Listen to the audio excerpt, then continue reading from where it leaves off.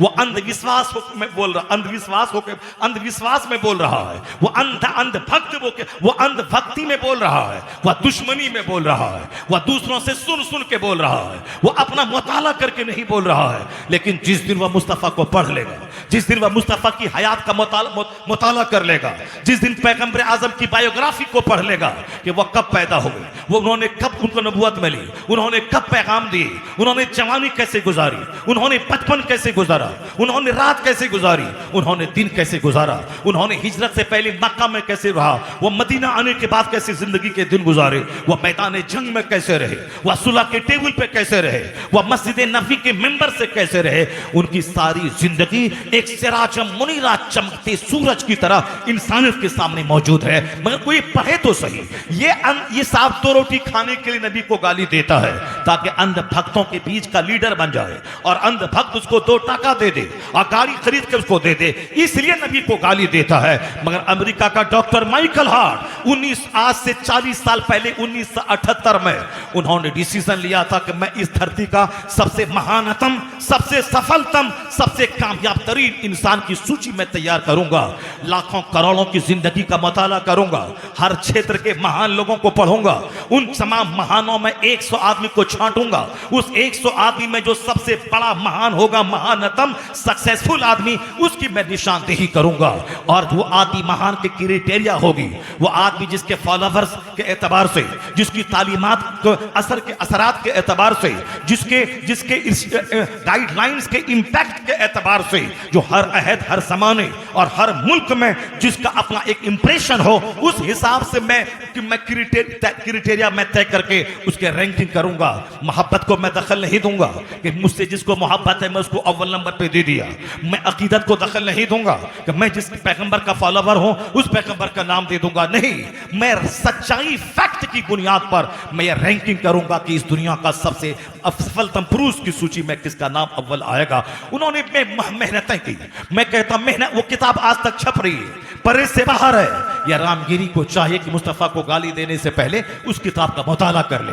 वो किताब कोई हिंदुस्तान का जाहिल नहीं लिखा है, अमेरिका का बहुत बड़ा एडवोकेट, अमेरिका का बहुत बड़ा बैरिस्टर, अमेरिका का बहुत बड़ा वैज्ञानिक था वो, यानी बहुत बड़ा इल्म उसके पास था। उस आदमी ने ठाना था कि मैं ये बड़ा काम मैं करूंगा, दुनिया के जितने महान लोग हैं सबकी जिंदगी का मुताला करके मैं 100 आदमी को छांटूंगा, उसकी रैंकिंग करूंगा। हमारे हिंदुस्तान के लोगों को इसकी फुर्सत कहां है? इनको गाली देने से फुर्सत नहीं है, दूसरों की टांग खींचने से फुर्सत नहीं है, दूसरों के घर पे बुलडोजर चलाने से फुर्सत नहीं है, गाली गलौज से फुर्सत नहीं है, अहंकार और घमंड से फुर्सत नहीं है, और 10 आदमी के बीच बैठकर दूसरों की बुराई बयान करने से फुर्सत नहीं है। ये हवाई जहाज कहां से देगा? हवाई जहाज तो अमेरिका का 2 भाई दिया, आज करोड़ों आदमी उस पर सवार हो रहा है। वह 2 भाई दिमाग जला के दिया है अमेरिका का। यह माइक्रोफोन जिस पर मेरे जैसे करोड़ों आदमी इस माइक्रोफोन पे बातें कर रहा है और लाखों मस्जिदों में माइक्रोफोन से अजान हो रही है, हर जुमा के दिन करोड़ों मुसलमान इस माइक्रोफोन से जुमा का खुतबा सुन रहा है। यह बनाने वाला डेविड हग्स वो इंडिया का नहीं था, वह 7 समंदर पार का यूरोप का एक स्कॉलर था। हवाई जहाज देने वाला, लैपटॉप देने वाला, मोबाइल देने वाला, ये सब 7 समंदर पार का दानिश्वर। हिंदुस्तान के लोग मारधाड़ करें, पूजा के नाम पे हुल्लड़बाजी करें, दूसरों के मकान पे कीचड़ फेंकें, दूसरों के मकान को जला के मजाक उड़ाएं, दूसरों के लोगों का की हुटिंग करें, दूसरों को बर्बाद करने का प्लान बनाएं और साहब ये प्रोटेस्ट करें, एहतजाज करें, मकान जलाएं, रेलवे की पटरी उखाड़ें और बैंक को नोचें। यही वजह है जितने बड़े बड़े वैज्ञानिक हुए वह सारे के सारे 7 समंदर पार के, यूरोप के, अमेरिका के।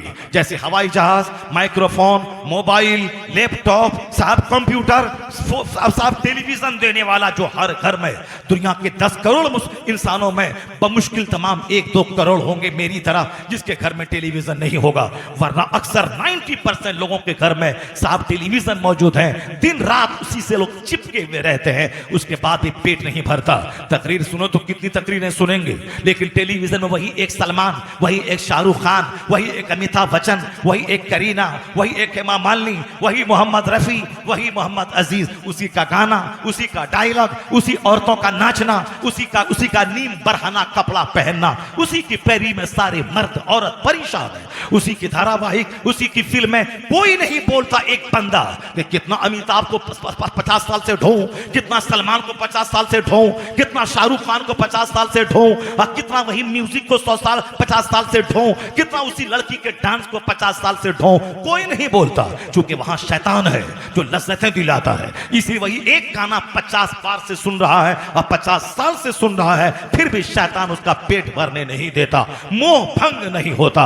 और जुमा के खुतबे से मोह भंग हो रहा है, तकरीर से मोह भंग हो रहा है, मत समझाने से, वही नमाज रोजा समझाएंगे और क्या समझाएंगे, उससे मोह भंग हो रहा है। मस्जिद में खुतबा लंबा 5 मिनट हुआ तो साहब तलवे का गुस्सा सर पे आ गया। अब इमाम की खैरियत रही है, अगले जुमा से पहले हटाने की तदबीर हो रही है। वही बंदा नमाज पढ़ने के बाद मस्जिद से बाहर रेलवे स्टेशन पे अब प्लेटफॉर्म पे 1 घंटे से खड़ा होकर के धूप में जलकर वो बस का इंतजार कर रहा है। अब वहां नहीं बोलता कि बस वाले ड्राइवर को जान मार दूंगा, वो नहीं बोलता कि उत्तर प्रदेश की गवर्नमेंट, उत्तर प्रदेश के वजीर आला के घर पे जाके कत्ल कर दूंगा, तुम्हारी बस क्यों लेट चल रही है, तुम्हारी ट्रेन क्यों लेट चल रही है, हम 1 घंटा से बैठे हुए हैं, क्या मतलब, क्या समझ लिया है तुम। नानी मारे किसकी कि वो इस तरह की बातें बोले। ये सारा गुस्सा तो कमजोर इमाम पे निकलता है, सारा गुस्सा तो कमजोर मौलवी पे निकलता है। यानी कमजोरों पे गुस्सा, गुस्सा भी बड़ा चालाक है, ताकतवर पे गुस्सा नहीं आता, 2-4 जूता मारने वाले पे गुस्सा नहीं आता, हुकूमत पे गुस्सा नहीं आता, पुलिस वाले पे गुस्सा नहीं आता, रेलवे के ड्राइवर पे गुस्सा नहीं आता, रेलवे के साहब गार्ड पे गुस्सा नहीं आता। ये गुस्सा आता है बेचारा मौजिन पे, ये गुस्सा आता है बेचारा इमाम पे, ये गुस्सा आता है बेचारा मौलाना पे, लेकिन समाज के डकैतों चोरों पे गुस्सा नहीं आता। कोई नेता को आना था 10 बजे भाषण देने के लिए, वो आता है शाम के 5 बजे, 8 घंटे से लोग वेट कर रहे हैं, कोई नहीं बोलता। ये नेता तुमको आना था 10 बजे, तुम क्यों आए हो 2 बजे, तुमको आना था 10 बजे, तुम क्यों आए हो 5 बजे। मैंने खुद देखा कि राजीव गांधी जिंदा था, उनको आना था दिन के 2 बजे, मगर रात के 11 बजे उनकी तकरीर हो रही थी हमारे शहर के सबसे बड़े मैदान में। मैं उसी रास्ते से गुजर रहा था रात के 9 बजे, और राजीव गांधी उधर बजा रहे थे, अपना भाषण दे रहे थे, और लोग, ये कोई नहीं बोला इनको आना था दिन के 2 बजे, ये रात के 9 बजे क्यों आ रहे हैं। क्यों? वो नेता है, नेता की धमक और है, नेता की धमक और है, पुलिस वाले की धमक और है। ये मौली साहब का कोई वैल्यू नहीं है, जबकि वह नेता, वो मौली साहब के सामने इसकी कोई हैसियत, कोई औकात नहीं है। जिस नबी का कलमा हम पढ़ते हैं वह नबी सबसे बेमिसाल, और जो आलिम है वह नाइबे पैगंबर होता है, नाइबे रसूल होता है। 1 लाख बीघा जमीन का जोतने वाला वह जमींदार है, नाइबे पैगंबर नहीं। वह 50 फैक्ट्री का मालिक, वह कैपिटलिस्ट है, इंडस्ट्रियलिस्ट है, वो नाइबे पैगंबर नहीं।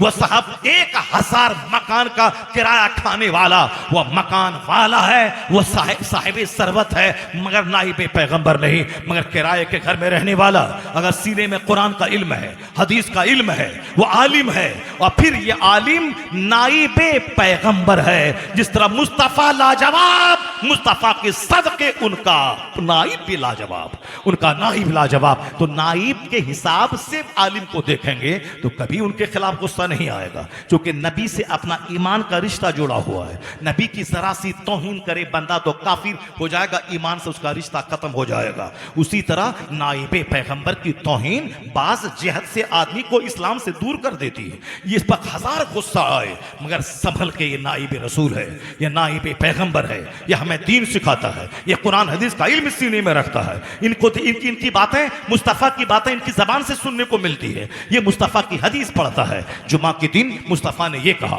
तकरीर में मुस्तफा ने ये कहा, वाज की महफिलों में मुस्तफा ने ये कहा, सीरत की महफिलों में मुस्तफा ने ये कहा, अपने हुजरे में हुजूर ने ये कहा, निकाह के खुतबे में हुजूर ने ये कहा, जुमा के खुतबे में हुजूर ने ये कहा, ईदैन की तकरीर में हुजूर ने ये कहा। ये हमें जीने का रास्ता बताते हैं, जन्नत का रास्ता बताते हैं। जो कुछ मुस्तफा ने कहा वह पैगाम पहुंचाते हैं। इसलिए मुस्तफा ने इनको दुआ दे दी है। तुम 1000 काली बको, तुम 1000 इनके 10,000 रुपए से इनको गरीब समझो, मगर इनको जो मुस्तफा की दुआ लगी है, उस दुआ का इनाम यह है कि इनका चेहरा मामूली कमाई में हरा भरा रहता है। 1 करोड़ कमाने वाला, उनका चेहरा गुस्से से तमतमाता रहता है। आमदनी घट जाए तो जहर खा के मर जाता है। गोरा चेहरा दौलतों की हवस में काला है, मगर ये 10,000 कमाने वाला, ये जुब्बा टोपी अमामा बांध कर जब ये जुमा के दिन मेंबर पे खड़ा होता है, ऐसा लगता है जैसे कोई कोई कोई कमांडर इन चीफ है जो फौज को ललकार रहा है, कोई बादशाह है जो रियाया से खिताब कर रहा है। इनके कमरे में मुश्क है, यहाँ ऊद है, यहाँ शमामा है, यहाँ अंबर है, यहाँ 10 जुब्बे हैं, यहाँ बरकाती टोपियों की बहार है। जो 1000 एकड़ जमीन का जोतने वाला जो अमामा ना पहना हो, जो जुबाना पहना हो, वो ये पहनता है। आखिर ये हरियाली क्या है? हुजूर ने इनके लिए दुआ दे दी है, न दरल्लाहु अमरन मन समिया मिन्ना हदीसन फबल्लगहु कमा समिया। हुजूर कहते हैं अल्लाह उस बंदे को हरा भरा रखे जो मेरी हदीस सुनता है, दूसरों को सुनाता है।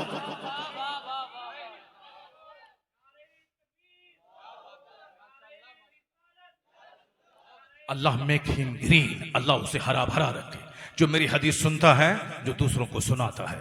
हर जगह गुस्सा को पीने वाला बनिए, गुस्सा को टॉलरेट करने वाला बनिए। आका अलैहिस्सलाम फरमाते हैं लैसा शदीदु बिस्सुरा इन्नमा शदीदुल लज़ी यमलिकु नफ्सहु इंदल गज़ब। आज गुस्सा बड़ा चालाक है। मैंने कहा ना कि कमजोरों पे ज्यादा गुस्सा आता है, दौलतमंदों पे, ताकतवरों पे जो एक फाइट मारे, धसा दे उधर और दीवार में उधर गिरा दे, उस पर गुस्सा नहीं आता है डर के बारे। गुस्सा तो हम जैसे कमजोरों पे आता है, गुस्सा तो साहब मौजिन और इमाम पे आता है। मगर जो 2-4 तमाचा मार के चेहरा लाल करे, उस गोंडे पे, उस डकैत पे, उसके गुस्सा नहीं आता है। जो तुम माफिया हो, जो 2-4-10 को मारने वाला हो, 10-20 को मर्डर करके आया हो, उसके खिलाफ कोई बोले कि नानी मरे, जो उसके खिलाफ कोई बोले नहीं। या अब किसके खिलाफ बोलना? मौलाना के खिलाफ, आलिम के खिलाफ, पीर साहब के खिलाफ, जो हमें जन्नत का रास्ता बताता है, उसके खिलाफ बोलना। हुजूर ने क्या कहा? लैसा शदीदु बिस्सुरा, वो पहलवान नहीं है जो कुश्ती में सामने वाले को पछाड़ दे।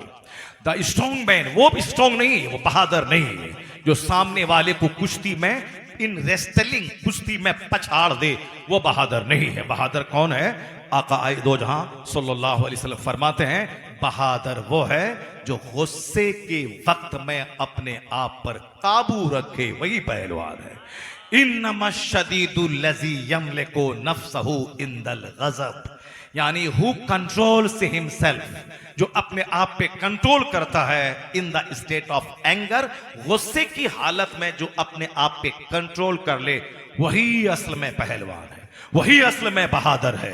ऐसा नहीं गुस्से में तलाक होती है, गुस्से में साहब एक मर्द जब कुएं में छलांग लगा देता है, गुस्से में एक मौलवी मुगल सरा का अपनी बीवी की वजह से फांसी के फंदे पे लटक गया, गुस्से की वजह से एक नाद खां वो फांसी के फंदे पे अभी 1 साल पहले लटक गया।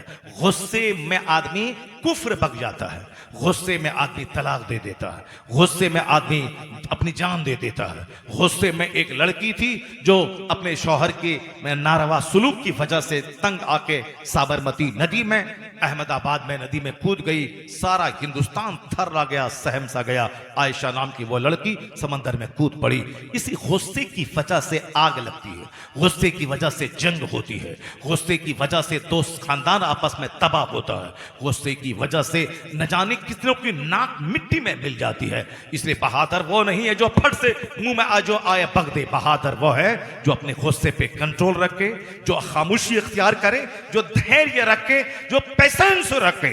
ये ह्यूमन क्वालिटीज है जो आकाए दो जहां अलैहिस्सलाम दुनिया में लेके आए। बातें हमारी तवील हो जाएगी, बात से बात पैदा होती है, इसीलिए बात थोड़ी सी तवील और लंबी फैल जाती है। अब मैं बात समेट कर मैं तकरीर की तरफ आता हूं। इस बात को पहले मैं मुकम्मल कर दूं, उसके बाद मैं तमहीद मुकम्मल कर दूं, फिर उसके बाद मैं तकरीर का चैप्टर खोलता हूं। मैं देखता हूं पीपलसाना के लोग आज तकरीर सुनने वाला हारता है या बोलने वाला आज हार रहा है। मैं देखता हूं बहुत तकरीरें आपने सुनी है, बहुत बड़े बड़े मौलाना आए हैं, आपने तकरीरें सुनी है। मैं देखता हूं कि आज पीपलसाना वाला हारता है या मैं हारता हूं, या आप जीतते हैं या मैं जीतता हूं। जो आखिर तक रहेगा, जो नहीं हारेगा, जो महफिल से नहीं भागेगा, वही जीतेगा। और जो थक जाएगा, हार जाएगा, भाग जाने लगेगा, समझ लूंगा कि वो हार गया। मैं देखता हूं कि मैं हारता हूं या आप फाड़ते हैं। बहुत पीपल्स आने वाले को साहब अपने आप पर नाज है कि हमारे यहाँ बहुत सारे जलसे होते हैं, हमारे यहाँ बड़े बड़े मौलाना आते हैं। मैं देखता हूँ कितने बड़े बड़े मौलाना आए, जिनके यहाँ बड़े बड़े मौलाना आते हैं वह ढेर तकरीर सुनने का आदी बंद होता है। वह ढेर तकरीर सुनता है, तब जो ढेर गाना सुनेगा, जो जिसके यहाँ हम गायकार आता है वह ढेर गाना सुनने वाला है। जिसके यहाँ कोई नेता आता है उनका बच्चा बच्चा झूठ बोलने वाला है। और जिनके यहाँ ढेर आलिम आएंगे उनके यहाँ बात सुनने वाले की तादाद ज्यादा होगी। वह बात सुनेगा, वह तकरीर सुनेगा। तो अब जरा गौर से सुनिए, दुनिया का बड़ा दानिश्वर, वह बहुत बड़ा वैज्ञानिक, वह बहुत बड़ा बैरिस्टर, वो बहुत बड़ा लायर, वो क्या बोल रहा है? हिंदुस्तान में हिंदुस्तानी हूँ, हिंदुस्तान के जर्रे जर्रे से मुझको प्यार है। मैं अक्सर तकरीरों में मैं ये कहता हूँ कि वह लोग जो अमेरिका यूरोप से घूम के आने के बाद अमेरिका यूरोप की तारीफ करते हैं और हिंदुस्तान अपने मुल्क को नीचा दिखलाते हैं, वह लोग देश के तई पक्के वफादार नहीं हैं। पक्के वफादार तो हम लोग हैं कि अमेरिका यूरोप फ्रांस से घूमने के बाद जब इंडिया आते हैं, ये नहीं बोलते हैं कि अमेरिका का व्हाइट हाउस बहुत अच्छा है, बल्कि हम ये बोलते हैं अमेरिका से अच्छा हिंदुस्तान हमारा, चाइना से अच्छा हिंदुस्तान हमारा, जापान से अच्छा हिंदुस्तान हमारा। हम गए दुबई, वहां 10-12 तकरीरें हमने की। वहां से आने के बाद मैंने कहा दुबई से अच्छा हिंदुस्तान हमारा। मैं गया पाकिस्तान, वहां मैंने तकरीर की सियालकोट लाहौर में। जब वहां से लौट गया तो मैं बोला लाहौर से अच्छा हिंदुस्तान हमारा, पाकिस्तान से अच्छा हिंदुस्तान हमारा। मैं नेपाल गया, वहां से लौट के बोला नेपाल की राजधानी काठमांडू क्या है, नेपाल से अच्छा हिंदुस्तान हमारा। मैं बांग्लादेश के सरहद पे गया, बांग्लादेश से अच्छा हिंदुस्तान हमारा का हिंदुस्तान हमारा। कुवैत पे मैंने लैंडिंग की, कुवैत से अच्छा हिंदुस्तान हमारा। तो साहब मैं कहना चाहता हूं, ये हम लोग हैं कि जो दुनिया के ममालिक से कहते हैं अमेरिका से अच्छा हिंदुस्तान हमारा, यानी इन सारे जहां से अच्छा हिंदुस्तान हमारा। हम बुलबुलें हैं इसकी, ये गुलसितां हमारा, ये हमारा चमन है, ये हमारा गुलशन है। मगर अगर हमने ये बात कही है कि माइक्रोफोन देने वाला वो, हवाई जहाज देने वाला वो, कंप्यूटर देने वाला वो, मोबाइल देने वाला वो, हम लोग सिर्फ कंप्यूटर पे नाचने वाले, मोबाइल पे नाचने वाले और साहब अपने घर में कम मोबाइल का गलत इस्तेमाल करने वाले, बस बनाया किसने उस पर तवज्जो नहीं है।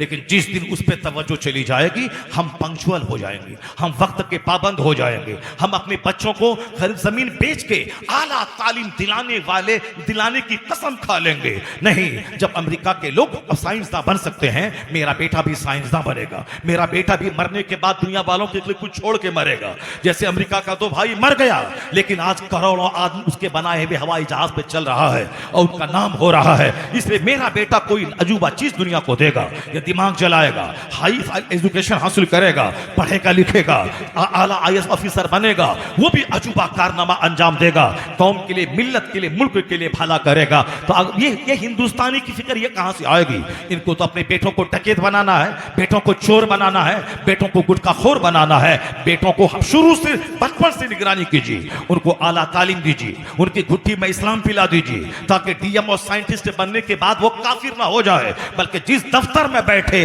वह डीएम बाद में रहे, मुसलमान पहले रहे, मुस्तफा का गुलाम पहले रहे, ताकि उसका अपना ईमान भी बचा रहे और जो उनके संपर्क में आए उन तक वो मुस्तफा का पैगाम पहुंचाने की कोशिश करे। पहले उसको मेहनत करनी पड़ेगी, बच्चों पे मेहनत करनी होगी। एक जिस तरह आम का पौधा लगाते हैं, उसको बकरी से बचाते हैं, उसको जानवरों से बचाते हैं, उसको दूसरे आदमी से बचाते हैं, उसमें वक्त वक्त पे पानी देते हैं, उसमें वक्त वक्त पे कंपोस्ट और यूरिया और साफ डीपी डालते हैं, और फिर उसके बाद जब बड़ा हो जाए, जब खुद मैच्योर हो जाए, अब ना कोई बकरी नुकसान देगी, अब ना कोई पानी नुकसान देगा, अब ना कोई आदमी नुकसान देगा, तब हम उससे बेनियाज हो जाते हैं कि अब मेरा यह दरख्त मैच्योर हो गया है। उसी तरह जब तक बच्चा मैच्योर ना हो, उसी एक आम के पेड़ की तरह उस बच्चे की निगरानी कीजिए। वह बच्चा उठता कै बजे है, वह बच्चा सोता कै बजे है, वह बच्चा सुबह कहां जाता है, स्कूल कब जाता है, स्कूल का अटेंडेंस उसका कितना है।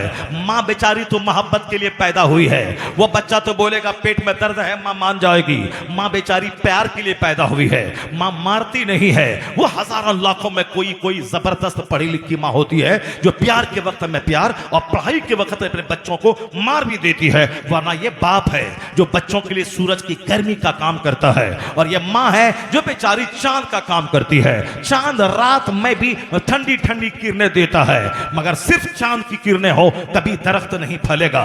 दरख्त को आगे बढ़ने के लिए उसको सूरज की धूप चाहिए, उसको जबरदस्त धूप चाहिए, तब यह तो पौधा जल जल कर तब वह मुतवाना और ताकतवर होता है। तो उसी तरह बाप का प्यार बच्चों के लिए सूरज की रोशनी का काम देता है। बाप का प्यार बच्चों के लिए सूरज की रोशनी का काम देता है। तो एक पत्ते की तरह निगरानी कीजिए, दरख्त की तरह बच्चों की निगरानी कीजिए, और जब बच्चा मैच्योर हो जाए, जब बच्चा तालीम याफ्ता हो जाए, जब बच्चा खुद भले और बुरे में फर्क महसूस करने लगे, तब उसी आम के पेड़ की तरह उस बच्चे को छोड़ दीजिए। उसके बाद भी कोई उस दरख्त को काट न दे। आप निगरानी करते हैं, उसी तरह कोई बदअकीदा आपके बच्चे के वजूद को हिला न दे, कोई गलत सोहबत बच्चे को तबाह न कर दे। इसलिए जब तक आप जिंदा हैं, चाहे बूढ़ा क्यों ना हो जाए, आपका बेटा 50 साल का अधेड़ क्यों ना हो जाए, बच्चों पे हमेशा नजर रहनी चाहिए, बच्चों को हमेशा समझाते रहना चाहिए, बच्चों को अपने से कभी अलग नहीं करना चाहिए। चाहे दूर घर रहे, मगर काहे बगाहे वक्फे वक्फे से अपने पास बुला कर दस्तरखान पे बिठा के खिलाकर उनकी एक्टिविटीज की जानकारी लेते रहना चाहिए। यही इस्लाम सिखाता है, यही इस्लाम बताता है, यही पैगाम इस्लाम है। अगर आपने एक पेड़ की तरह उसकी निगरानी की, फिर क्या होगा? वह फल इतना जबरदस्त देगा कि आप भी माला माल हो जाएंगे, और जो समाज उस पेड़ के बाजू से गुजरेगा उसको साए से भी फायदा पहुंचेगा, फल से भी फायदा पहुंचेगा। ऐसा नहीं खुद साख्ता।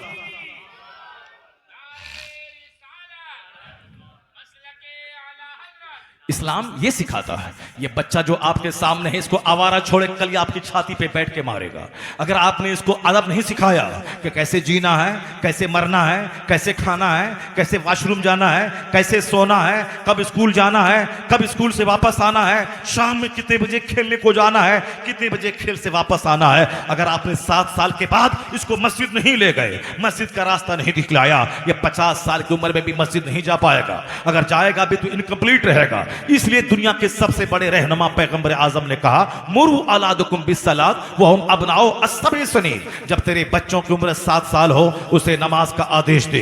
कभी पढ़ेगा, कभी छोड़ेगा। अब इसी तरह करता रहेगा, 10 साल का हो जाए, अगर नमाजी बन गया तो वाह वाह, अगर नहीं बना वद्रिबूहुम अलैहा, उस पर उसकी पिटाई करो, मारो उसको। और जब नमाजी बन जाए तो उसका बिस्तर अलग कर दे। बच्चा जब जवान हो जाए उसको अपना दोस्त बना ले, दोस्त से मुस्कुरा के बातें कर, दोस्त से मशवरा कर। अक्रिमू औलादकुम, अपने औलाद की इज्जत करो, औलाद को न ताना दो, न औलाद को गाली दो, न औलाद को उदलित करो, न औलाद पर लानत मलामत करो। नहीं, मुस्तफा कहते अक्रिमू औलादकुम, अपने औलाद की इज्जत करो। इज्जत का मतलब उसे सीने से लगाओ। जब तक बच्चा है 7 साल से पहले, उस वक्त तक उसको सीने से लगाओ, उसको कंधे पे बैठाओ, उसकी पेशानी को चूमो, उसके होंठ को बोसा दो, उसको अपनी गोद में रखो, उसको अपने सामने बैठाओ, अपनी गोद में बैठाओ। इस प्यार से उसको हौसला मिलेगा, उसका सीना मजबूत होगा, उसकी अक्ल कुशादा होगी, उसकी जबान की लुकना दूर होगी, वह मोहब्बत की जबान समझेगा। जो बाप हमेशा बचपन में बच्चों को डांटता रहता है, उसका बच्चा बुज़दिल हो जाता है, उसका बच्चा डरपोक हो जाता है, उसका बच्चा कोई बहुत बड़ा इंसान कभी नहीं बन पाएगा। इसलिए कि बड़ा इंसान बनने के लिए अक्ल कुशादा होना चाहिए और दिल कुशादा होना चाहिए। बड़ा इंसान बनने के लिए उसके पास टॉलरेंस की कैफियत होनी चाहिए, उसके पास क्रिएटिविटी होनी चाहिए, यानी समाज वक्त चीज को पैदा करने की, उस नई नई बातों के सोचने की सलाहियत होनी चाहिए। और जो डरा हुआ रहे, जो सहमा हुआ रहे, वो कभी नई नई बातों को सोच नहीं पाएगा और अपना दिमाग जला के कोई नई बात दरियाफ्त नहीं कर पाएगा। डिस्कवरिंग की कैपेसिटी खत्म हो जाएगी, अंडरस्टैंडिंग की कैपेसिटी खत्म हो जाएगी, कॉन्टेम्पलेशन की कैपेसिटी खत्म हो जाएगी, डिस्कवर की कैपेसिटी खत्म हो जाएगी, हाईली डीप थिंकिंग की कैपेसिटी खत्म हो जाएगी। इसलिए बच्चों को आजादी दीजिए, बच्चों से खूब प्यार कीजिए और उसको समझाइए। हाँ, 7 साल के बाद बच्चों को कहिए कि बेटे अब आपका वो वक्त आ गया है, आपको नमाज पढ़नी है। हमको अल्लाह ने पैदा किया है, हमें अल्लाह की इबादत करनी है। इबादत का सबसे बड़ा तरीका है नमाज पढ़ना, और नमाज 24 घंटे नहीं पढ़ा जाता है, रात के 8 घंटे सोए जाते हैं, और फजर के 10 मिनट निकाल के अल्लाह को सजदा किया जाता है। जो अल्लाह हमें 8 घंटे नींद लेने के लिए रात बनाया है, उसी रब को पहले सजदा करना है, फिर उसके बाद अपने काम पे निकल जाना है। फिर 8 घंटे स्कूल जाना है, स्कूल में पढ़ना है, हमें खेत खलियान जाना है, और जब बदन को फ्यूल चाहिए, खाना गजा, तो उसके लिए दोपहर के टाइम है, इसको ईंधन चाहिए, इसको फ्यूल चाहिए। तो जो अल्लाह ने 8 घंटे कमाने का टाइम दिया, कमाने का वक्त दिया, ताकत दी, पहले उस अल्लाह को सजदा कर लिए जाएं जोहर में, ताकि 10 मिनट का टाइम निकाल कर उस जो अल्लाह में फ्यूल दिया, फ्यूल खाने का टाइम दिया है, हम दोपहर में खाना खाएं, बदन में ईंधन डालें, उसके बाद फिर दोबारा रिफ्रेश होकर काम पे लग जाएं। तो पहले जो उस अल्लाह को सजदा कर लें। बच्चों को समझाना होगा, कभी पढ़ेगा कभी छोड़ेगा, लेकिन जब 10 साल का हो जाए उसे मार के नमाजी बनाना होगा। क्योंकि 16-18 साल के बाद आप मार नहीं सकते, बच्चा आपका पार्टनर, आपका दोस्त बन जाएगा, लेकिन 10 साल की वो उम्र है जिसमें आपके डर के मारे वह नमाज पढ़ेगा। अभी डर से पढ़ेगा, मार के डर से पढ़ेगा, फिर बाद में खुद ब खुद वह नमाज की फजीलतें जानने के बाद वह शौक से नमाज पढ़ेगा। लेकिन बच्चे को पहले मार के नमाजी बना देना है, जमीन देना फर्ज नहीं है। उसके लिए मारे मारे हम फिर रहे हैं कि बच्चा 4 है, उसको 4 किताब मकान बना के देना है, जबकि कयामत के दिन सवाल नहीं होगा कि तुमने अपने बच्चों को मकान बना के क्यों नहीं दिया। कयामत के दिन सवाल नहीं होगा तुमने अपने बच्चों को जमीन खरीद के क्यों नहीं दी। अल्लाह की कसम ये सवाल नहीं होगा, न कहीं कुरान में है न कहीं हदीस में है कि तुम बच्चों को मकान बना के दिया ही करो, जमीन खरीद को दो ही नहीं। अगर जमीन है मेरे पास, मेरे मरने के बाद बच्चों की जमीन होगी। अगर हमको अल्लाह ने मकान दिया है, मेरे मरने के बाद वो मकान बच्चों का होगा। हम वसीयत करें चाहे नहीं करें, मरने के बाद वह माल बच्चों का हो जाता है, बच्चों का होगा। मगर यह जरूरी नहीं है। अगर मैं किराए के घर में रहा, अपना घर कोई नहीं बनाया, तो हम पर कोई क़यामत के दिन पूछना होगी कि तुमने मकान बना के बच्चों को क्यों नहीं दिया। हाँ, अलबत्ता अगर हमने पैसे को शराब में लगाया, पैसे से हमने कोई खेल तमाशे में लगाया, पैसे से हमने ज़िनाकारी की, पैसे से हमने दुनिया का काम किया और बच्चों को हमने दूसरों का मोहताज और जलील रखा, तब सवाल होगा कि तुमने इस माल का गलत इस्तेमाल तुमने क्यों किया। तुमने अपने बच्चों को कंगाल क्यों छोड़ा। तुमने इस पैसे से तुमने शराब क्यों पिया। तुमने इस पैसे से गलत काम तुमने क्यों किए। तुमने अपने बच्चों का हक क्यों मारा। तुमने इस अपने पैसे अपनी जमीन को स्कूल में क्यों दिया। तुमने खेल के मैदान में क्यों दिया। अपने बच्चों के लिए क्यों नहीं छोड़ा। स्कूल में दिया, बच्चों को नहीं दिया। तुमने प्ले ग्राउंड के लिए दिया, बच्चों को नहीं दिया। यह सवाल होगा कि तुमने बच्चों को कंगाल क्यों छोड़ा और तुमने सारा माल खैरात क्यों किया। खैरात करने का भी एक लिमिट है। तुम्हें हमारे पास अगर 100 एकड़ जमीन है तो उसमें 50% खैरात कर दो, बाकी 50% बच्चों के लिए रखो। उसमें भी 10% खैरात करो, 90% बच्चों के लिए रखो, ताकि तेरे मरने के बाद तेरे बच्चे दूसरों के सामने हाथ न फैलाएं। ये जमींदारों के लिए है। लेकिन जिसने कमाया मगर उसके पास दौलत नहीं बची, मकान नहीं रहा, जमीन नहीं रही, तो उस पर कोई सवाल नहीं होगा कि तुमने अपने बच्चों को मकान दुकान क्यों नहीं दिया। अलबत्ता यह सवाल होगा तुमने बच्चों को नमाज क्यों नहीं पढ़ाया, तुमने बच्चों को दीन क्यों नहीं सिखाया, तुमने अपने बच्चों को नमाज पढ़ने का आदेश क्यों नहीं दिया। यह सवाल होगा। तो जो सवाल होगा उसका कोई जवाब नहीं है मेरे पास। लेकिन जो सवाल नहीं होगा उसके लिए मारे मारे फिर के मकान बना के देना है। सऊदी अरब में ऊंट चरा के 2-4-5 साल बकरी चरा के अपने वतन से बेवतन होके अपने बीवी बच्चों को ठग करके वहां रह के साहब 1 कट्ठा जमीन खरीद करके और अपने बच्चे को छोड़ के मर जाना है। अपनी आखिरत भी तबाह करना है और बच्चों को भी लड़ने झगड़ने और मारपीट ठाड़ करने के लिए 5 बच्चे हैं, छोटी सी जमीन है, लड़ने झगड़ने के लिए छोटा सा माल छोड़ के चला जाना है। अपने बच्चों को दीन सिखाएं, अपने बच्चों को बताएं मुस्तफा ने क्या कहा है। और दीन न सिखाने की वजह से आज अमेरिका के बच्चे जब शराबी पापी अय्याश बने, माँ बाप को मारने लगे। अब वहां की गवर्नमेंट कहती है कि बच्चों को फिजिक्स के पहले उसको आप साहब मॉरल एजुकेशन दीजिए, अखलाकी तालीम दीजिए, अखलाकी तालीम को सिलेबस में दाखिल कर दीजिए। माँ बाप से कैसे सलूक करना है ये बताइए। हिंदुस्तान के जब बच्चे आवारा होने लगे, अब गवर्नमेंट को ख्याल आया है नैतिक शिक्षा दीजिए, अखलाकी तालीम, मॉरल एजुकेशन बच्चों को दीजिए। मैं कहता हूं एक कौम में मुस्लिम जहां आज तबाही का तमाशा देखने के बाद लोगों को बच्चों के अखलाक का ख्याल आया है, नैतिक शिक्षा का ख्याल आया है, वहीं मेरे पैगंबर आजम ने बच्चों के बारे में 1500 साल पहले सूरज की रोशनी से ज्यादा उज्जवल पैगाम दिया है। आका ने फरमाया मा नहला वालिदुन वलदहु मिन नुहलिन अफज़ला मिन अदबिन हसन। इस हदीस पाक को 1000 बार पढ़ो। अमेरिका के लोग आज कहते हैं बच्चों को नैतिक शिक्षा दीजिए, हिंदुस्तान के लोग आज कहते हैं बच्चों को बर्बादी से बचाने के लिए इसको मॉरल एजुकेशन दीजिए। चाइना जापान के बच्चे जब बर्बाद होने लगे तब वहां के दानिश्वरों को ख्याल आया कि बाप होने का फर्ज अदा करते हुए अपने बच्चों को नैतिक शिक्षा दीजिए। स्कूल का अच्छा टीचर होने के नाते बच्चों को मॉरल एजुकेशन दीजिए।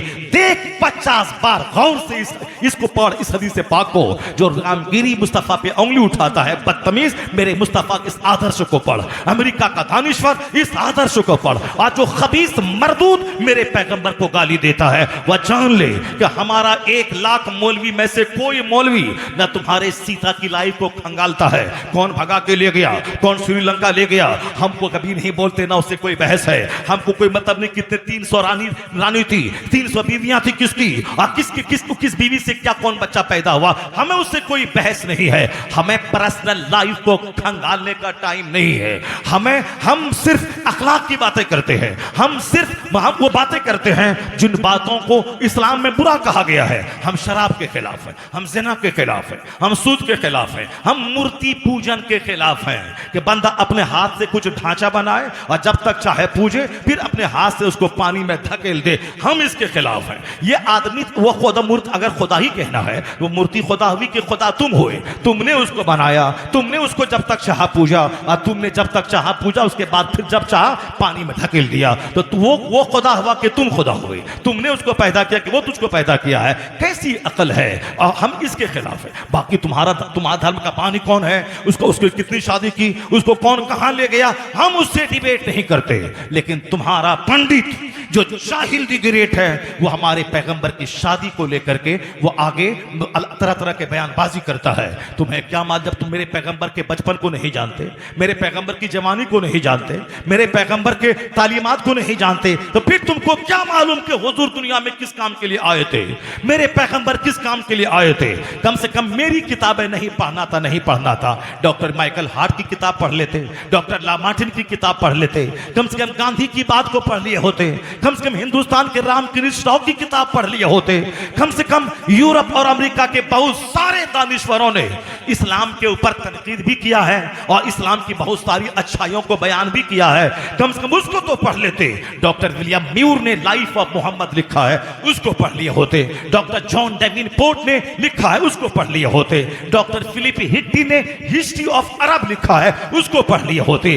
बेशुमार किताबें हैं जो यूरोप के ओरिएंटलिस्ट मुस्तशरिकीन ने किताबें लिखी है इस्लाम के ऊपर में, हजारों किताबें हैं। उन किताबों को रामगिरी पढ़ लिया होता तो कभी हुजूर की शादी पे उंगली नहीं उठाता, कभी वह सरकार दो जहां की हयात तैयबा पे अंगुष्ठ नमाई नहीं करता। बदतमीज, मेरे पैगंबर का बचपन लाजवाब, मेरे पैगंबर की पैदाइश लाजवाब, मेरे पैगंबर की बचपन की हर अदाएं पे दाग थी। उस जमाने में जबकि सारे अरब में लोग शराब और ज़िना के आदी थे, मगर हुजूर उसी समाज में 25 साल के जवान हो गए, मगर जर्रा बराबर मक्का के लोगों ने आप में कोई ऐब नहीं देखा। ना हुजूर की आंख बहकी, ना आका अलैहिस्सलाम के हाथ बहके, ना कभी सरकार के पांव कभी किधर गलत महफिल की तरफ गए। ये वह लोग लिखते हैं जो लोग कलमा नहीं पढ़े। उन लोगों ने भी सरकार के बचपन की प्योरिटी, सरकार के बचपन की ब्राइटनेस, हुजूर की जीवन के उज्जवलपन को उन्होंने बयान किया है।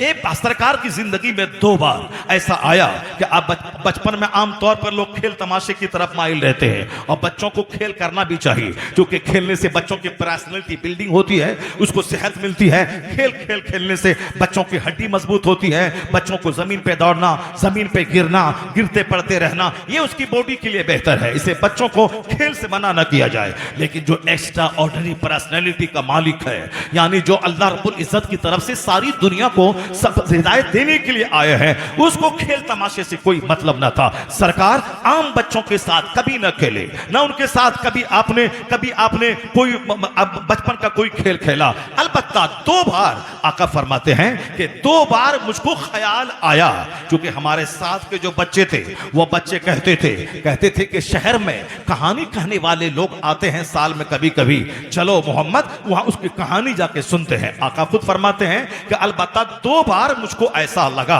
कि जब हमारे दोस्तों ने जिद किया, यानी बचपन के दोस्तों ने, बचपन के दोस्त खेलते थे मगर सरकार उनके साथ साथ में कभी मस्तियां नहीं करते थे। आका अलैहिस्सलाम जब थोड़ी सी आपकी उम्र हुई, जनाब कबीले बनु साद में हजरत हलीमा सादिया के बच्चों के साथ में वो बकरियां चराने के लिए जाते थे, वहां रहते थे, बकरियों की देखभाल करते थे, मगर खेल तमाशे में दिलचस्पी आपको नहीं थी। आप हमेशा गौर व फिक्र करते रहते थे। आपका चेहरा इतना खूबसूरत था कि जो भी रास्ते से गुजरता था सरकार के चेहरे पे नजर पड़ती थी तो कहने वाला कहता था इन्ना लिहाज़ल गुलाम लशाना, इस शहजादे की बड़ी अजीब शान है, इनका फ्यूचर बड़ा ब्राइट है, इनका भविष्य बड़ा उज्जवल है, इनका मुस्तकबिल बड़ा ताबनाक, बड़ा रोशन है। लोग देखता तो देखता रह जाता। नाक लंबी, आंख बड़ी, कुशादा पेशानी, सीना चौड़ा, अंगुलियां लंबी लंबी, और जब दूसरों की भीड़ में रहते, लोगों की भीड़ में सबसे ऊंचे मोहम्मद अरबी नजर आते थे, और ऐसे भी ऊंचे नजर ना आते जिसको देखने में बुरा लगे, नहीं, जबकि हुस्न, आपका कद भी हुस्न लिए हुआ था। रंग ऐसा गंदमी था जिसमें मलाहत थी। मलाहत का मतलब जिसमें सॉल्टनेस था। एक होता हुस्न सुबूही, यानी वाइट ब्यूटी, जिसका रंग बिल्कुल दूधिया होता है, वो उसमें थोड़ी सी दूधियापन की वजह से उसमें थोड़ी सी कबाहत भी होती है, लेकिन जो मलाहत होती है उसमें सॉल्टनेस होता है, उसमें अट्रैक्शन होता है, उसमें कशिश होती है। तो जनाब यूसुफ अलैहिस्सलाम का जो हुस्न था वह हुस्न सुबूही था, यानी वाइट ब्यूटी थी। दुनिया का एक बड़ा हुस्न का हिस्सा उनको मिला था, हालांकि वह हुस्न सुबूही थी, मगर कोई डिमेरिट नहीं, कोई ऐब नहीं, कहीं से कोई डिफेक्ट नहीं था।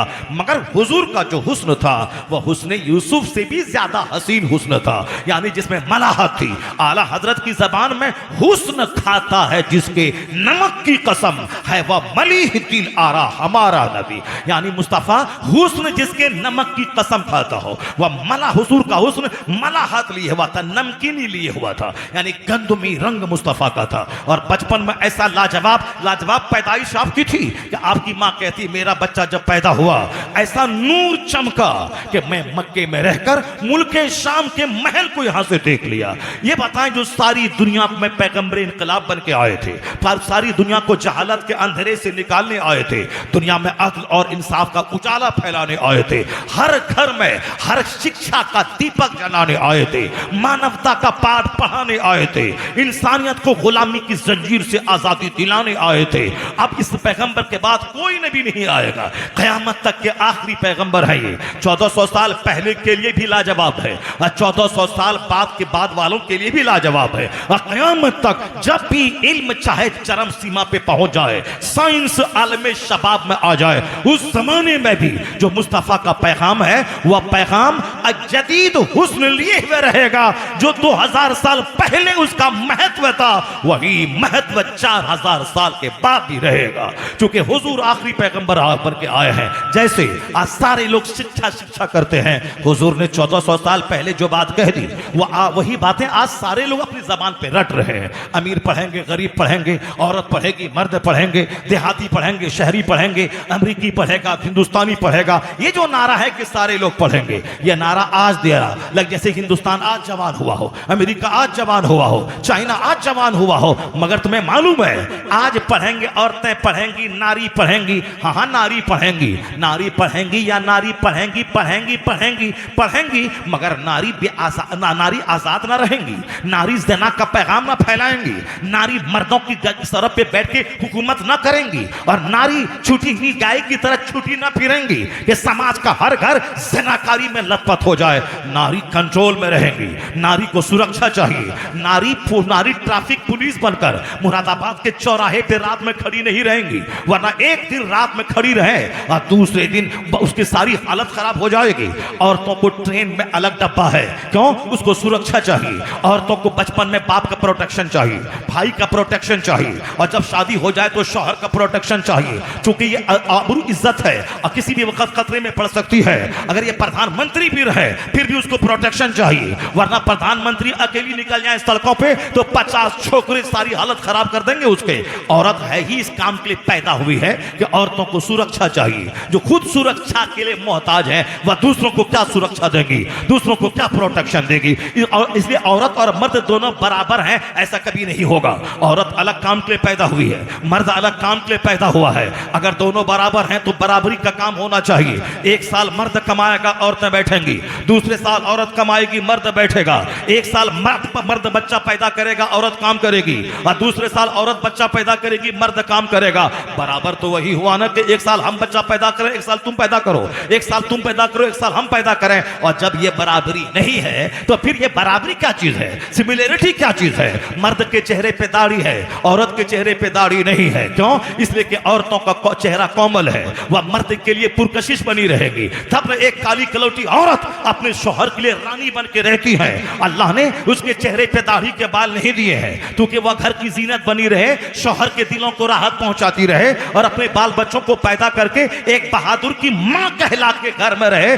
आबरू का सौदा ना करे, आबरू बचा के बहादुरों की मां कहलाए। ऐसा नहीं कि छूटी फिरती रहे, कभी इसमें मुंह डाले, कभी उसमें मुंह डाले, कभी जैसे छूटी हुई बकरियां, कभी गेहूं में मुंह डाले, कभी आम में मुंह डाले, कभी लीची में मुंह डाले, कभी साफ बासमती चावल में मुंह डाले, और सब में मुंह डालती रहे और समाज में गलत पैगाम पहुंचाती रहे। नहीं, कीमती औरत है वो जो पर्दे में रहे, जो आबरू रहे, आबरू मंदाना जिंदगी गुजारे, अपने घर को जन्नत बनाए, अपनी औलाद को अच्छी तालीम देने के लिए अच्छी तालीम हासिल करे, आला तालीम हासिल करे। औरत नर्स बने, औरत डॉक्टर बने, औरत इंजीनियर बने, औरत प्रोफेसर बने, पर आबरू लूटा के नहीं, गैर मर्दों के हाथ मिला के नहीं, अपने चेहरे को उनके चेहरे से सटा के नहीं, उनकी गोद में झूल के नहीं, अपनी आबरू बचा के। जहां तक सवाल रहा बराबरी का, कलकत्ता के मेडिकल कॉलेज का प्रिंसिपल एक लेडी डॉक्टर के साथ जो रेप किया, उसको ज़बह कर दिया। ये बताइए कि कोई जाहिल था,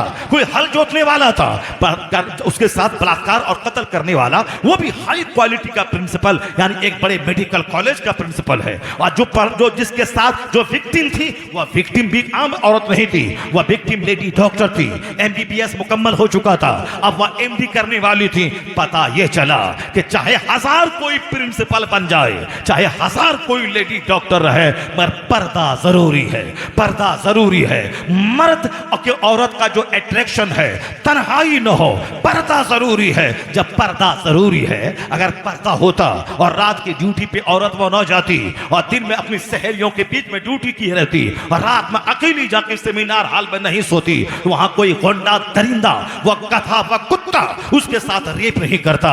इसीलिए तो इस्लाम कहता है औरतों को सुरक्षा दी जाए, औरतों को प्रोटेक्शन दिया जाए, औरतों पर जो ऊंटी चादर डाली जाए ये उसको जलील करने के लिए नहीं है, औरतों की आबरू की हिफाजत के लिए है, ताकि मोटी चादर रहेगी, इनका हुस्न छुपा रहेगा, इनकी बदसूरती भी छुपी रहेगी। अगर औरत बदसूरत रहेगी तो भी ऊपर में चादर है, कोई देख नहीं पाएगा उसका ऐब, और अगर वह खूबसूरत है, उसके ऊपर में मोटी चादर है, कोई देख नहीं पाएगा उसका हुस्न, और कोई हुस्न का दिलदाला लुटेरा और तन्हाई में उसे पा करके उसकी जिंदगी के लाले ना पड़ जाए, ताकि उसका हुस्न छुपा रहे। तो इस्लाम ने जो कानून पर्दा दिया है, मर्दों की जिम्मेदारी अलग, औरतों की जिम्मेदारी अलग, इसके राइट्स अलग, उनकी ड्यूटीज अलग, इसीलिए दिया है ताकि औरतें सुरक्षित रहे, औरतें महफूज रहे, मर्द की आबरू भी बची रहे। ये मर्द भेड़िया बनकर सामने पड़े हुए गोश्त की तरफ लपक न जाए, बल्कि एक दीवार रहे, अदब की दीवार, हया की दीवार, शर्म की दीवार, शाइनेस की दीवार, एजुकेशन की तरबियत की दीवार। सिर्फ ABCD पढ़ने वाला वो आला काम नहीं कर पाएगा, सिर्फ A+ भी पढ़ने वाला वो बड़ा काम नहीं कर पाएगा। ABCD पढ़ना कमाल नहीं है, बल्कि हया सीखना कमाल है, अदब सीखना कमाल है, डिसिप्लिन सीखना कमाल है, डिसिप्लिन सीखना कमाल है। इसलिए आज ज़िनाकारी को रोकने के लिए सारी मिशनरी फेल हो गई है। अमेरिका भी फेल है, इंडिया भी फेल है, चाइना जापान भी फेल है, गवर्नमेंट फेल है, पुलिस फेल है, कचहरी फेल है, कोर्ट फेल है, एडवोकेट फेल है, जज फेल है। जब सब फेलियर हो गए तो एक कानून है मुस्तफा का, वह कानून पर्दा। उस पर्दा का कानून नाफिज कर दे, दावे के साथ कहता हूं 80% रेप घटेगा, औरतों को सुरक्षा मिल जाएगी,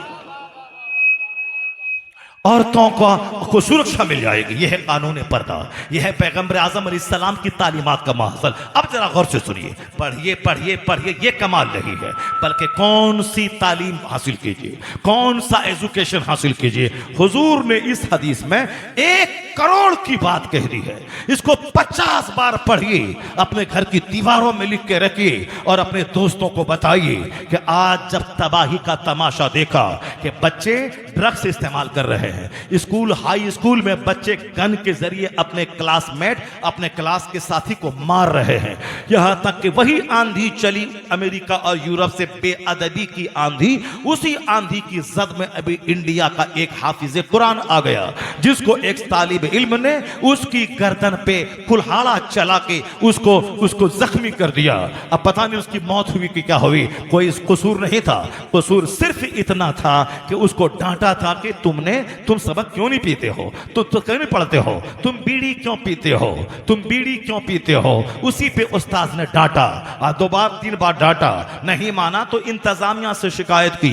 इंतजामिया ने उनको समझाया। उसके बाद वो घर गया, वहां से दोपहर के वक्त में आया और अपने उस्ताद की गर्दन पे साहब वो हंसवा चला के उसके गले को रेत डाला। ये बेअदबी की आंधी अमेरिका से चली है, यूरोप से चली है। वहां के स्कूल में गन चलाना, वहां के स्कूल में साहब अपने बच्चों की छुराबाजी करना, ये मशहूर है। तो अब जब बच्चे बर्बाद होने लगे, तो अब पहले कहते थे पढ़िए पढ़िए पढ़िए पढ़िए, सिर्फ पढ़िए पढ़िए, कमाइए खाइए, पढ़िए कमाइए खाइए। अब जब डॉक्टर को देखा पढ़ने के बाद गरीबों की जमीन बेचवा के नॉर्मल डिलीवरी को सीजरिंग करवा रहा है, अब लोग परेशान हो गए कि साहब ये पढ़ा लिखा डॉक्टर एक गरीब की जमीन बेचवा के नॉर्मल डिलीवरी को सीजरिंग करवा रहा है, औरतों की सेहत से खेल रहा है, बच्चों की जिंदगी से खिलवाड़ कर रहा है। चूंकि डॉक्टर की सीने में ख्वाहिश है कमाने की, चूंकि बाप ने पढ़ाया है मेरा बेटा पढ़ेगा लिखेगा डॉक्टर बनेगा। अब वह डॉक्टर को चाहिए 1 करोड़ का बंगला, वह बंगला कहां से बनाएगा, लोन लेके बनाया है, हर महीने लोन भी चुकाना है, कार का लोन भी चुकाना है, अब बच्चों को अमेरिका पढ़ाने के लिए उसका लोन भी लेना है, यानी सब कुछ लोन पे, कार लोन पे, बंगला लोन पे, और जो महीने में कमाता है वह सब लोन में चला गया। अब ये हाथ सुखा के बैठा है, कहां से किससे कर्जा ले, यानी डॉक्टर भी है, सर्जन भी है और कर्ज में डूबे हुए हैं। कोई है जो अपनी डिस्पेंसरी में 50 करोड़ रुपए दबाए हुए हैं, उसी गरीबों की दौलत को जमीन बेचवा के, उसको झूठ बोल के, शरीरों का लिबास पहनकर गरीबों को ठग करके, नॉर्मल डिलीवरी जो 5 रुपए की दवाई से हो सकती थी, उसको 50,000 रुपए ऐंठ लिया कि नहीं ये तुम्हारी बीवी मर जाएगी और तुम्हारा बच्चा भी मर जाएगा। लोग कहते हैं डॉक्टर की सूरत में दलाल है, ये दलाल इंसान नहीं कसाई है, ये काटता है, जबह करता है गरीबों को। साहब इंजीनियर बन गए, रिश्वत लेकर पुल नहीं भी बना, कह दिया कहां पुल बन गया, सड़क नहीं बनी, लिख दिया हां सड़क बन गई, साहब माल दिया है कमजोर, लिख दिया हां साहब एसीसी और अल्ट्राटेक का सीमेंट इस्तेमाल हुआ है, यानी सीमेंट बिल्कुल चौपट क्वालिटी का इस्तेमाल हुआ है, मगर कॉन्ट्रैक्ट ठेकेदार से पैसा लिया, लिख दिया, अब एनओसी मिल गया, नो ऑब्जेक्शन सर्टिफिकेट उसको मिल गया। यानी ये साहब इंजीनियर की सूरत में दलाल, डॉक्टर की सूरत में दलाल। अच्छे लोगों की बात मैं नहीं करता, जो लोग दलाल हैं, जो लोग शरारत करते हैं, जो लोग 2-4 दलालों को रास्ते में ब्रोकर को छोड़े हुए हैं और क्लाइंट को पकड़ पकड़ के लाता है, एक दवाई लिखनी थी तो 10 दवाई लिख देना है, कोई दवाई तो काम आएगी। आज लोग कहने लगे डॉक्टर की सूरत में कसाई है ये साहब, ये इंजीनियर की सूरत में ये समाज विरोधी तत्व है, ये समाज का एक गंदा एलिमेंट है। पढ़िए लिखिए कमाइए खाइए, तब तो कमाने वाला डॉक्टर पैदा हो गया। अब बाप कब बोला था मेरा बेटा पढ़ेगा लिखेगा समाज की सेवा करेगा, मेरा बेटा पढ़ेगा लिखेगा समाज में योगदान देगा, मेरा बेटा पढ़ेगा लिखेगा मानवता की सेवा करेगा, मेरा बेटा पढ़ेगा लिखेगा डिसिप्लिन बनेगा, सिविलाइज्ड बनेगा, गरीब रहेगा मगर समाज की सेवा करेगा, उत्तम व्यवहार से समाज वालों से सलूक करेगा, दूसरों का दर्द बांटेगा, गरीबों की सेवा करेगा। ये बाप कब बोला था? बाप बोला था डॉक्टर बनेगा कमाएगा खाएगा, अब वो कमा खा रहा है, अब वो चाहे कसाई बन के कमाए कि डकैत बन के कमाए, चोर बन के कमाए। जितने भी हिंदुस्तान को लूटा है, जितने बड़े बड़े घोटाले हैं, वो सारे घोटालेबाज, कोई ऑक्सफोर्ड से पढ़ के आया, कोई कैम्ब्रिज से पढ़ के आया, कोई पटना यूनिवर्सिटी से पढ़ के आया, कोई जेएनयू से पढ़ के आया, ये सारी बड़ी बड़ी यूनिवर्सिटीज के पढ़े हुए लोग, उन्होंने घोटाला किया, ताबूत घोटाला, यूरिया घोटाला, चीनी घोटाला, रेफेल घोटाला, न जाने कितने कितने घोटाले। कोई उत्तर प्रदेश का हल जोतने वाला ये घोटाला किया, कोई साहब पीपलसाना का कोई देहाती ये घोटाला किया, नहीं, ये सब पढ़े लिखे लोग हैं, ऑक्सफोर्ड से, कैम्ब्रिज से, जेएनयू से, एएमयू से, पीएमसीएच से, ये सारे लोग पढ़ लिख करके आए हैं। पढ़िए लिखिए घोटालाबाज बनिए, पढ़िए लिखिए चोर बनिए, पढ़िए लिखिए डकैत बनिए, पढ़िए लिखिए साहब कसाई बनिए, पढ़िए लिखिए हम मोरबी के पुल को गिरा के हजारों को समंदर नदी में डुबाइए, यही पढ़िए लिखिए। इस इल्म की वकालत इस्लाम ने नहीं किया है, इस्लाम ने इस इल्म की वकालत नहीं की है। आज मुसलमानों का बच्चा भी सिर्फ पढ़ने लिखने में मस्त है, न नमाज है, न रोजा है, न जुमा है, न ईदैन है, न तिलावत है, न इबादत है। बस डॉक्टर बनना है, इंजीनियर बनना है, और इंजीनियर बन के किसी अहमदाबाद की लड़की से प्यार करके वहीं घर बसा लेना है। और ये बूढ़ा माँ बाप 10 बीघा जमीन बेच के पढ़ाया, ये एक गिलास पानी के लिए तरस रहा है। कि क्या हुआ फायदा उस पढ़ाने और लिखाने से? वो उस पढ़ाई और लिखाई से क्या फायदा हुआ? अपनी बेटी को पढ़ने भेजा साहब भोपाल, अपनी बेटी को पढ़ने भेजा कोटा, वहां जाके किसी छुछंदर से प्यार हो गया, उसको लेके उसके साथ भाग गई। वो साहब मुसलमान थी, जन्नत जाने वाली थी, और किसी गैर मुस्लिम के साथ जाके अपनी जवानी लुटा दी, दुनिया भी आखिरत भी दोनों लुटा दी। अब दुनिया में तो 2-4-10 साल उसको पेड़ता है, उसके बाद ज़बह कर देता है। आज हजारों लड़कियां जिसको ज़बह कर दी गई, जिसको मार के नाली में घुसा दिया गया। नागपुर के मुसलमान की बेटी को जबलपुर का ढाबा वाला प्यार किया, शादी किया, उसको फिर से गला दबा के वहां के नहर में डाल दिया। बेशुमार लोगों की कहानी रोजाना आ रही है। ये उसके और पढ़ाइए लिखाइए, डॉक्टर बनाइए, इंजीनियर बनाइए, और अपनी बेटी को काफिरा बनने के लिए उसको उजाड़ छोड़ दीजिए। वह जहां चाहे जाए और जिससे चाहे प्यार करे, और दुनिया आखिरत दोनों तबाह हो जाए, नाक कटे आबरू लुटे। इसलिए मैंने कहा था ना, एक बाप की तरह जमीन मकान की परवाह नहीं, अपने बच्चे को एक दरख्त की तरह उसकी निगरानी कीजिए, उसको सींचिए, उस पर कड़ी नजर रखिए। तो इस्लाम ने कहा है पढ़िए। इस्लाम से ज्यादा कौन मजहब है जो पढ़ने की वकालत किया हो? कुरान करीम में 6666 कमोबेश आयतें हैं, उसमें 800 के करीब वो जगह है जहां रीडिंग और राइटिंग का चर्चा आया है। कुरान में 800 जगहों पे 6666 आयतों में लाखों करोड़ों दुनिया भर की सारी बातें मौजूद है, मगर उन तमाम बातों में सबसे ज्यादा कुरान ने जिस पर जोर दिया है वो रीडिंग और राइटिंग पे जोर दिया है, अंडरस्टैंडिंग, कंटेम्पलेशन, हाई थिंकिंग पे जोर दिया है। कोई चैप्टर ऐसा कुरान का नहीं है जिस चैप्टर में सोच की बातें, गौर व फिक्र की बातें, समझने की बातें न हो। हर चैप्टर में है। इन आयतों में अक्लमंदों की निशानियां हैं, इन आयतों में अहले अक्ल की निशानियां हैं। वमा यज़्ज़करु इल्ला उलुल अलबाब। अल्लाह कहते हैं नसीहत नहीं कबूल करता है मगर अक्ल वाला। इन्न फी ज़ालिका लआयातिन लिक़ौमिन याक़िलून। Undoubtedly in these verses are tokens for those who keep sense की बात है, वाइज विजडम की बात है, कुरान के हर चैप्टर में मौजूद है। और हदीस में यहां तक मफहूम आया है, इल्म हासिल करो मां की गोद से लेके कब्र की गोद तक। उतलुबुल इल्म वलौ काना मिनल महद, उतलुबुल इल्म मिनल महद इला लहद, obtain knowledge from the cradle to the grave. मां की गोद से लेके कब्र की गोद तक पढ़ो। उतलुबुल इल्म वलौ काना बिसीन, इल्म हासिल करो चाहे चाइना क्यों नहीं जाना पड़े, इल्म हासिल करो। फाइनल इल्म नूरुन, फाइनल इल्म कुव्वतुन अलैकुम बिल इल्म, इन्नल इल्म खलीलुल मोमिन, अल इल्म सलाहुल मोमिन, अल इल्म सलाहुल मोमिन। यानी इल्म मोमिन का हथियार है, इल्म मोमिन का दोस्त है, इल्म मोमिन की ताकत है, इल्म मोमिन की जीनत है। नॉलेज डेकोरेशन है, नॉलेज लाइट है, नॉलेज पावर है, नॉलेज बेस्ड कंपनी है। Acquire knowledge from the cradle to the grave. कोई आयु सीमा नहीं है इल्म हासिल करने की। मां की गोद से लेकर कब्र की गोद तक पढ़ते रहो। दूर दराज जाना पड़े, अमेरिका जाना पड़े, चाइना जाना पड़े, जाओ, पर इल्म हासिल करो। इल्म ताकत है, इल्म रोशनी है। इतना जबरदस्त जोर इस्लाम के अलावा किसी मजहब ने इल्म पे नहीं दिया है, और हमारे पैगंबर के अलावा किसी ने भी इतना जोर नहीं दिया है। मगर सोचने की बात है कि हुजूर ने जिस इल्म की वकालत की है वह नंगे होने का इल्म नहीं है, माँ बाप के मारने वाला इल्म नहीं है, डकैती चोरी वाला इल्म नहीं है।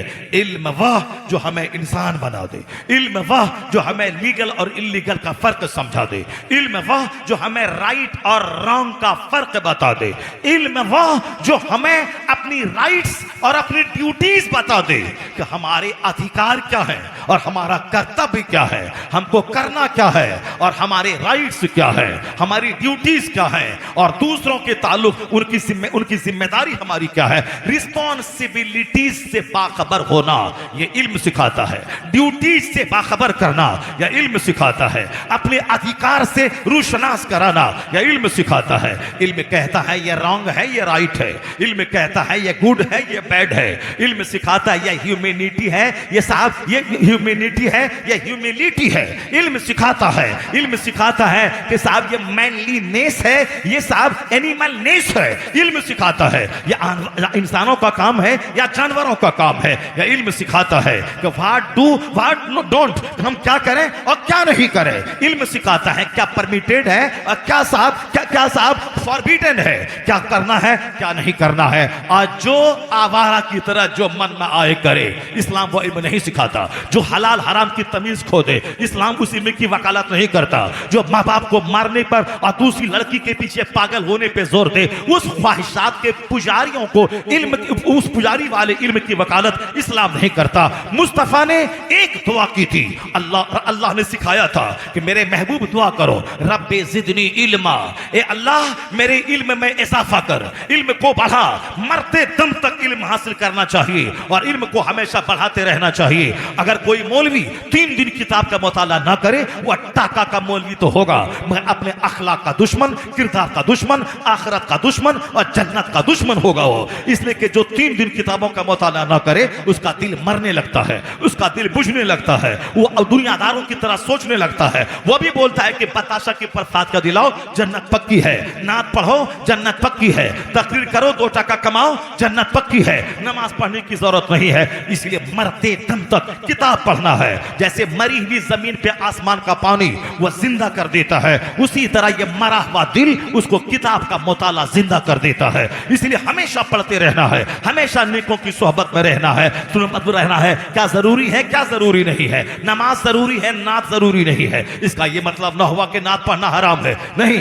नमाज जो जरूरी है, पहले नमाज पढ़े फिर नात पढ़े, पहले नमाज पढ़े फिर तकरीर करे, पहले नमाज पढ़े फिर जुलूस निकाले, पहले नमाज पढ़े फिर फातिहा दिलाए। सिर्फ फातिहा दिला कर बोलता है जन्नत पक्की है, वो जहन्नम का रास्ता चुना है। और जो सिर्फ नमाज की वकालत करता है और फातिहा मिलाद को हराम कहता है, उसके लिए भी जहन्नम पक्का है। तो बीच का रास्ता है, ना इधर जाए ना उधर जाए, सीधी राह पर रहे कि मिलाद भी होगी, नमाज भी होगी, जुलूस भी निकलेगा, नमाज रोजा भी रखा जाएगा, फातिहा भी दिलाई जाएगी, जुलूस मोहम्मदी भी निकलेगा, नमाज रोजा भी किया जाएगा। यानी फर्ज भी अदा होगा, नफ्ल भी अदा होगा और यह सीधा रास्ता जन्नतुल फिरदौस ले जाएगा। इसी का नाम मसलके अहले सुन्नत है, इसी का नाम मसलके आला हजरत है कि फर्ज भी अदा होगा और नफ्ल भी अदा होगा। यही रास्ता सीधा जन्नतुल फिरदौस ले जाएगा। सिर्फ नमाज को पकड़े फातिहा को हराम कहे, उसको अभी जहन्नम जाना पक्का है। और जो फातिहा मिलाद को पकड़ के रखा है और नमाज नहीं पढ़ता और कहता नमाज पढ़ना जरूरी नहीं है, फातिहा से ही काम चल जाएगा, उसके लिए भी जहन्नम पक्का है। और जो नमाज और नियाज दोनों को साथ लेके चले, उसके लिए जन्नत पक्की है। यही रास्ता सीधा मसलके एतदाल, मसलके आला हजरत है। बीच में एक बात आ गई, मैंने कह दिया। अलबत्ता इस बात को नोट कीजिए कि अल्लाह ने कहा महबूब से कि आप इल्म के इजाफे की दुआ करो, रब्बे जिदनी इल्मा, ये कुरान में आया है। अल्लाह ने महबूब को सिखाया है ताकि इल्म हमेशा बढ़ता रहे, इल्म के बढ़ने की दुआ की जाए। अब हुजूर ने क्या दुआ अल्लाह से की? अल्लाहुम्मा इन्नी अस्अलुका इल्मन नाफिआ। सिर्फ इल्म की दुआ नहीं की कि ए अल्लाह मुझको इल्म दे, मुझको इल्म दे, नहीं। दुनिया के सारे लोग यह फर्क महसूस करें और मुसलमानों का वो लुच्चा लफंगा परिवार जो अपनी बेटी को नीम बरहना बना के काफिरों का शाना बशाना स्कूल में पढ़वा के अपनी बेटी का आबरू का दुश्मन और 2 टका कमाने के लिए अपनी बेटी को जहन्नम का रास्ता दिखलाता हो, उन आजाद ख्याल लोगों के लिए भी यह तकरीर का हिस्सा उसके लिए मार्गदर्शक का काम करेगा। हम जिस पैगंबर का नाम लेते हैं, उस पैगंबर का हवाला सब मेरा लुच्चा लफंगा नेता गोंडा सब देता है। इस्लाम ने कहा पढ़िए, इस्लाम ने कहा पढ़िए, औरत भी पढ़िए, मर्द भी पढ़िए। ये कहता है पढ़िए, ये तो कहता है, लेकिन ये नहीं बोलता कि कैसे पढ़िए और कौन सा इल्म पढ़िए। अब मुस्तफा ने किस इल्म की वकालत की है, किसको पढ़िए, वो नहीं बोलता है। मुस्तफा ने क्या कहा? अल्लाहुम्मा इन्नी अस्अलुका इल्मन नाफिआ।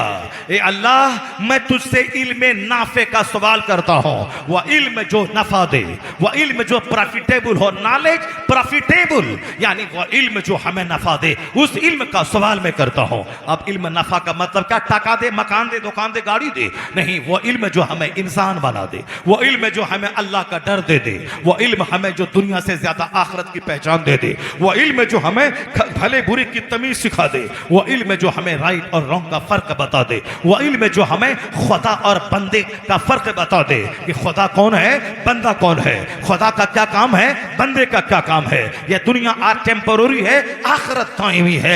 इल्म है वो जो हमें लीगल और इलीगल का फर्क समझा दे। क्या सूद हराम है, शराब हराम है, ज़िना हराम है, दूसरों का माल लेना हराम है, दूसरों की चप्पल चोरी करना हराम है। यह इल्म सिखाता है, फर्क बताता है, क्या करें क्या नहीं करें, क्या डूज क्या डोंट्स, ये इल्म सिखाता है। यही वजह है कि आज अमेरिका से लेकर हिंदुस्तान तक के सारे लोग इस पॉइंट पे मुत्तफिक हो गए हैं, सिर्फ इल्म नहीं बल्कि तरबियत, ट्रेनिंग, तरबियत, मोरल एजुकेशन। हुजूर ने कहा, ए अल्लाह मुझे इल्म नाफे अता फरमा। हुजूर ने इल्म नाफे का सवाल किया है, सिर्फ इल्म नहीं, इल्म नाफे का सवाल। और हुजूर ने यह भी पनाह मांगा है, अल्लाहुम्मा इन्नी अऊज़ु बिका मिन इल्मिन ला यनफा।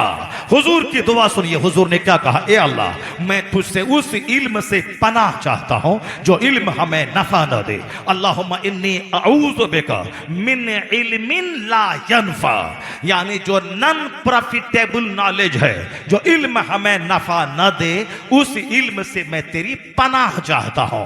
जो इल्म मगरूर बना दे, जो इल्म दुनियादार बना दे, जो इल्म हराम खोर बना दे, जो इल्म जायज नाजायज का फर्क हटा दे, जो इल्म हमें दूसरों को जानवर समझने पर मजबूर करे, जो इल्म हमें माँ बाप को छोड़कर एक दूसरी लड़की के साथ भागने पर मजबूर करे, जो इल्म ज़िना के नाम पे प्यार के तहजीब को बढ़ावा दे दे, अब प्यार को ज़िना कहने पर मजबूर करे, यानी हमें आवारगी को तहजीब का नाम दे दे, अब बलात्कार को प्रेम का नाम दे दे, वो इल्म है क्या?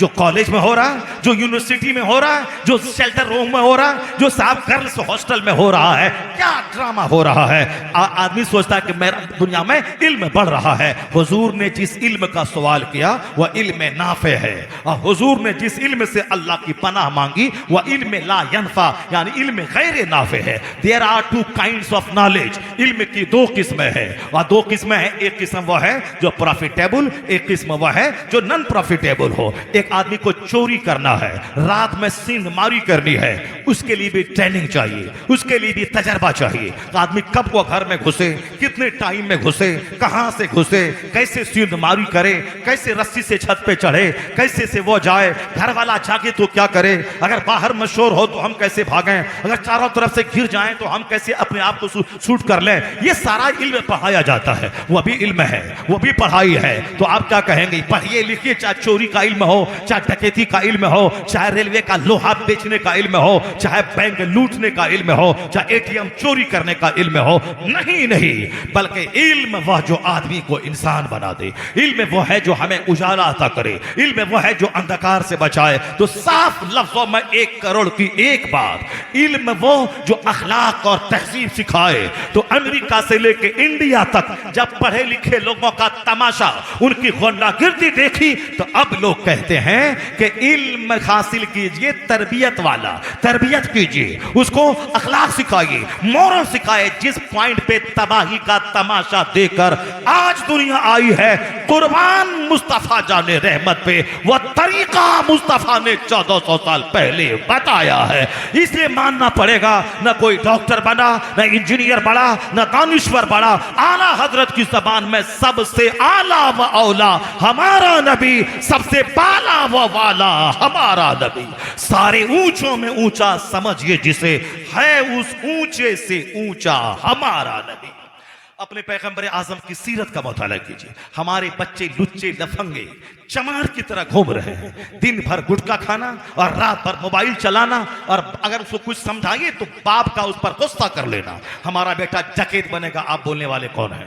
हमारा बेटा चोर ही बनेगा, आप बोलने वाले कौन है? ये तो और चोरी और सीना जोरी है। समाज का हम तुम्हारा बच्चा डकैत बने, चोर बने, हमको क्या मतलब है? लेकिन अगर हम कह रहे हैं कि तुम्हारे बच्चे बिगड़ रहे हैं, उसको तुम बचाओ। अब तुम्हारे पैगंबर जिसका तुम कलमा पढ़ते हो, उसने बच्चों की जो तरबियत का तरीका बताया है, उसको अपनाओ ताकि तेरे बच्चे तुम्हारी आंखों की ठंडक बन जाएं, तुम्हारे बुढ़ापे का सहारा बन जाएं, तुम्हारे बच्चे हाथ से ना निकले, तुम्हारे बच्चे समाज की नाक मिट्टी में ना मिला दें। तो हमने एक मुसलमान होने के नाते, शुभ चिंतक होने के नाते हमने बातें बताई हैं। अगर समाज का कोई बड़ा बूढ़ा अगर समझा रहा है, उसकी बात मानना चाहिए, अपने बच्चों पे कड़ी नजर रखनी चाहिए। हुजूर ने क्या कहा? अक्रिमू औलाद को, अपनी औलाद की इज्जत कीजिए। और करोड़ों का एक फॉर्मूला जो हुजूर ने दिया, जो पढ़ना मैंने उसी पढ़ने के जिम्न में ये बातें जो फैल गई, पैराग्राफ सामने आ गया। वो क्या है? मा नहला वालिदुन वलदहु मिन नहलिन अफसला मिन अदबिन हसन।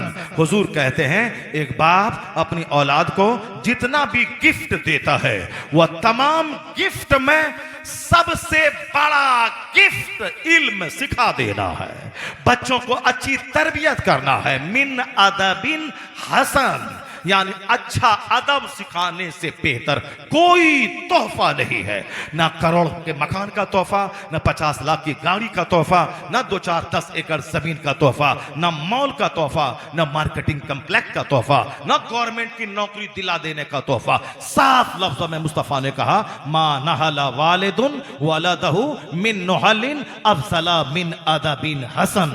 एक बाप अपनी औलाद को जितना भी गिफ्ट देता है, कोई गिफ्ट अच्छा अदब सिखाने से बेहतर कोई गिफ्ट नहीं है। तो नमाज पढ़ाने में पैसा नहीं लगता है, जमीन खरीदने में पैसा लगता है। इसलिए अपने बच्चों को आका अलैहिस्सलाम की मोहब्बत उसके सीने में डालिए, आका अलैहिस्सलाम की सीरत बताइए। अब जरा बात वहां से चली थी, आका अलैहिस्सलाम की पैदाइश जो लाजवाब थी। सरकारे दो जहां रास्ते चल रहे हैं, बस उसी चैप्टर को मैं खोलो और जरा सा रामगिरी की मैं खबर लो। उस खबीस मरदूद ने मेरे बेदाग पैगंबर की जिंदगी में जो दाग निकालने की नापाक कोशिश की है, उस खबीस को यह काम नहीं करना चाहिए।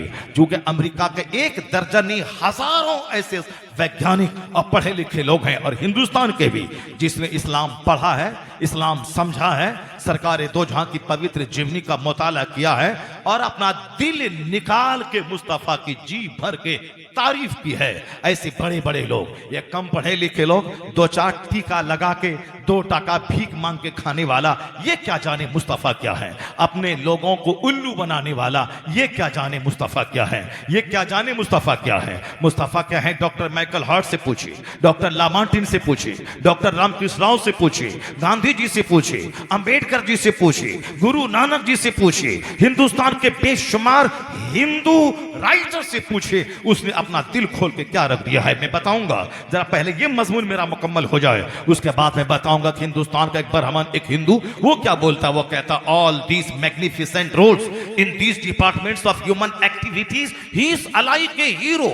ये खबीस मरदूद जैसे 1 लाख आदमी को वह मैसूर यूनिवर्सिटी का प्रोफेसर पढ़ाएगा लिखाएगा, वो पढ़ा लिखा आदमी है, हाईली क्वालिफाइड है।